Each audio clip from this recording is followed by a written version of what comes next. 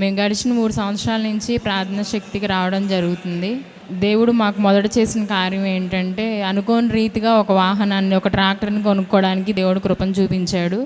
అలాగే నా కుమారుడి విషయంలో కూడా చెయ్యి దెబ్బ తగిలి ఇరిగినదనుకున్న సమయంలో కూడా అండి 48 గంటలు ఎటువంటి కట్టు కానీ, ఎటువంటి ఇంజెక్షన్ కానీ లేకుండా అలాగే ఉన్న బిడ్డకి దేవుడు ఎంతగానో కృప చూపించి, ఆ ఇచ్చిన వైద్యంతో దేవుడు ఆ చెయ్యి సరిపోవడానికి, ఆ కట్టు కట్టుకోవడానికి దేవుడు కృపను చూపించాడు.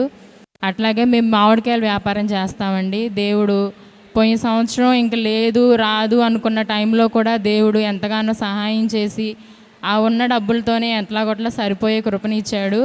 అలాగే పోయిన నెలలో మేము ప్రార్థనా శక్తికి వచ్చినప్పుడు అయ్యగారి చేతిలో మొదటి ఫలాన్ని పెట్టాము.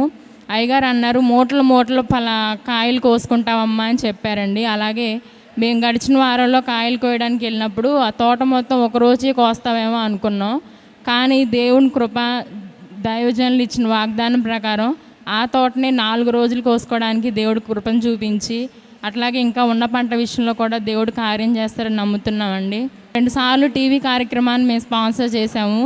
ఇప్పుడు నమ్మకంతో వెళ్తున్నామండి. మరి ఒకసారి కూడా సాక్ష్యం చెప్పి టీవీ కార్యక్రమాన్ని స్పాన్సర్ చేద్దామని దేవుడు ఇచ్చిన కృపను బట్టి మన నిండు వందనాలు.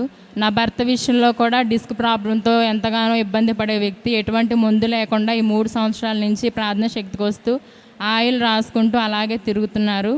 ఇచ్చిన ఈ సాక్ష్యాన్ని బట్టి మా కుటుంబాన్ని బట్టి నిండు వందనాలు.